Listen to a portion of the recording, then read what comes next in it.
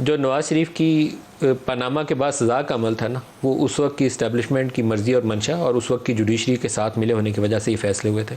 आप क्यों चाहते हैं कि उसी तरीकाकार से किसी और इमरान खान? मैं नहीं चाहता, मैं चाहता हूँ अगर इंसाफ का मेयार आपने एक रखा हो, आप जज हैं, आला तरीन अदालत के जज हैं, तो क्या उन जजेस ने दबाव में फैसले किए?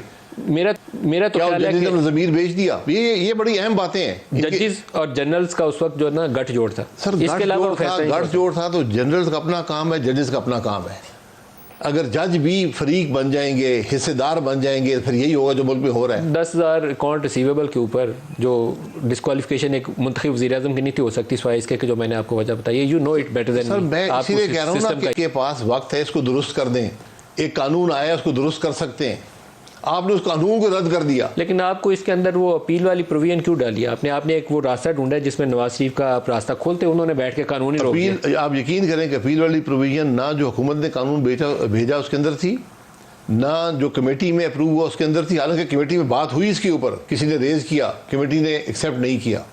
कमेटी के अंदर तो पीपल्स पार्टी ने मुखालफत की थी जी। तो जब पार्लियामान में आया, वहां पर एक इंडिपेंडेंट मेंबर ने, मोहसिन दावर साहब ने इशू को रेज किया, और ये बिल्कुल दुरुस्त बात है। आप आम मामले में अपील है, 100 मोटो नोटिस आपने लिया, मेरे खिलाफ कोई चार्जशीट जुर्म की किसी ने दरख्वास्त नहीं दी। तो आपने नो ऑन भी नहीं ना किया, आपने तो रेट्रोस्पेक्टिव कर दिया ना, सारे माजी वाले। रेट्रोस्पेक्टिव भी होता है, अगर कोई फैसले हुए हैं, उनकी अपील नहीं हुई, मौका दे दिए उसको दुरुस्त करने का।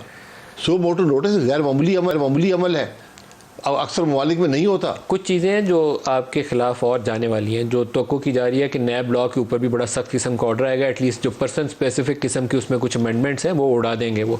तो आपको शायद बहुत ही मुश्किल का सामना करना पड़े, ख़ास तौर पर आप पसंद करें या ना पसंद करें। लेकिन आपके कुछ वज़रा और बशमूल वज़ीर-ए-आज़म शहबाज शरीफ, इनके केसेस उस वक्त पेंडिंग थे जब ये वज़ीर-ए-आज़म बने थे, वो दोबारा खुल जाएंगे वहीं से जहाँ रुके थे।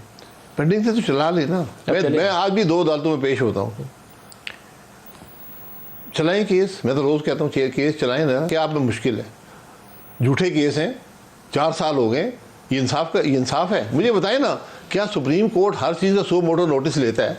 इसका बात का नहीं ले सकता कि उनके मातहत जो अदालतें हैं, जो उनकी बुनियादी जिम्मेदारी है, उस पर उन्होंने कभी नोटिस लिया किसी बात? सबसे ज़्यादा काम तो उधर ही करना चाहिए। लेकिन मैं यही कह रहा हूँ, आप हर काम करते हैं। कभी डैम, एक जैसा डैम बना रहे थे, एक अस्पतालों के मायने करते थे, एक शादी घरों में जाते थे, कभी अदालत में नहीं गए कि अदालत में क्या हो रहा है।